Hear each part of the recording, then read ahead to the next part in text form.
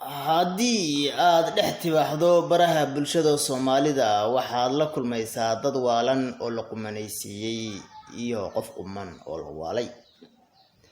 waxaad arkaysaa dad qaldan oo laga dhaadhiciyay inay quman yihiin, dad been, khiyaano, namiimiyo isku dir mooye aan afkooda wax kale ka soo bixin, dadna ay u jiibtumayaan kuna dhiirigelinayaan inuu waxan sii wado. markaa waa qof waalan oo la qumanaysiinayo.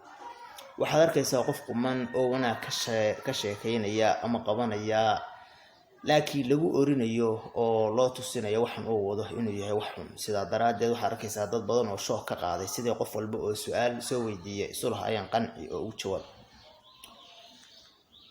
halkaas waxaad ka garanaysaa bulshada haddii uu wanaagu ku yar yahay xumaantuna ku badan tahay in ay hadba dhinacii loo badan yahay u yaqaanaan inuu yahay dhinacii wanaagsanaa, waxaan kalena ay ceeb u arkaan.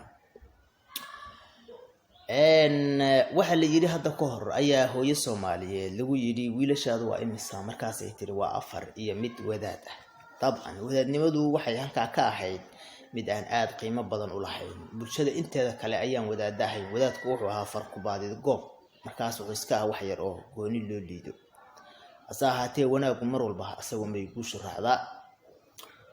haddii bulshadu ay xumaantu ku badan tahay, dadka wanaaga ka shaqeeyay waxay noqonayaan nooc loo yar arko yar takoor ama awro oo kale loo arko ayay noqonayaan. sheekadan aan idin soo wado waa sheekadii dhex martay labada dawaco. dawacada sida aad taqaanaan waxaa lagu tilmaamaa xayawaan xeelad badan. waxaa la yiri mid ka mid ah ayaa maalin waxaa ku dhacday xanuun dabada ayaana ka gooday, saynta dheer ay dhulka ku jiido. deedna waxay tiri kuwa kale ayaa kugu caayi doona, maadaama markay saynta dheeraa kaa gooday ay dabadaadi bannaan tahay, waa lagugu qosli doonaa. maxaad samaysaa? waxay go-aan ku gaadhay inay kuwa kale ku dhiirigelisay inay dabada iska jaraan si ay hesho dad ayada la mid ah. barnaamijkii ayaa oola u gashay, mid ka mid ah ayay heshay, waxayna ku qancisay inay dabada iska goyso. waxay tiri mar haddaad iska goyso sayntan weyn, culayskeeda waad ka raysan, laydh baad dareemaysaa, fudayd baad dareemaysaa, xataa haddaad booddo shabeelladu kuma soo qaban karaan, cadowgayba kuu jabinaysaa sayntan. labadii ayay tii iska goysay rafaad kadib. deedna waxay tiri anigu hadda saynta waan iska jaray, dhib badanna waan kala kulmay, waxbana ma dareemine maxaad ii khiyaantay? kolley hadda dhibka kugu dhacayay, labadeennuba isku mid baynu nahay, inta kale aynu ku qancino oo aloolaha aynu wadno, ayay tiri si aan la inoogu qoslin mar walba.